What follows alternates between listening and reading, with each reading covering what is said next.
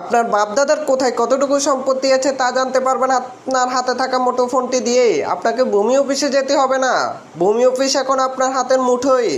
কিভাবে আপনার বাপদাদার কোথায় কতটুকু সম্পত্তি আছে জানতে পারবেন? প্রথমে আপনার মোবাইল অপশনে চলে আসবেন। মোবাইলে আসার পর প্রথমে আপনি এখানে ল্যান্ড গভ বিডি লিখবেন। ল্যান্ড গভ বিডি লেখার পর আপনি এখানে দেখেন ভূমি সেবা নামে একটি অপশন চলে এসেছে, এখানে আপনি ক্লিক করবেন। ক্লিক করার পর দেখেন এখানে আসবে হচ্ছে ভূমি রেকর্ড ও ম্যাপ। আমি আমার খতিয়ানটি জানতে চাচ্ছি, কত নাম্বার খতিয়ানে কে মালিক, কোন দাগে মালিক, কতটুকু মালিক, এটি জানতে চাচ্ছি।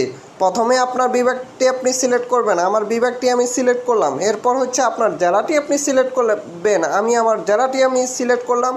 এরপর হচ্ছে আমার উপজেলাটি আমি সিলেক্ট করব। আমি আমার উপজেলাটি সিলেক্ট করলাম।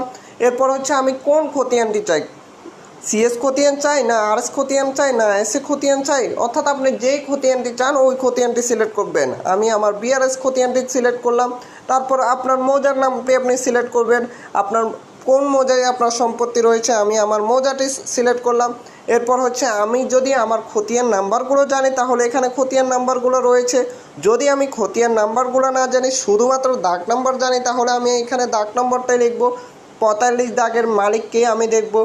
এখন এখানে 45 দাগের মালিক চলে এসেছে। আমি আমার যেই খতিয়ানটা আমার, ওই খতিয়ানটি আমি ডাউনলোড করব বা ওই খতিয়ানটির জন্য আমি পেমেন্ট করব।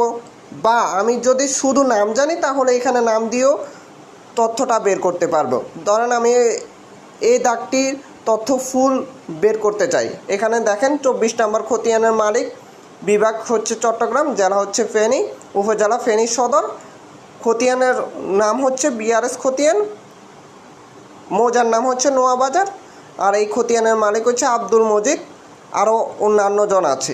এটি ফুল জানার জন্য আপনাকে 100 টাকা পেমেন্ট করতে হবে। এর মাধ্যমে আপনি ফুল তথ্য জানতে পারবেন।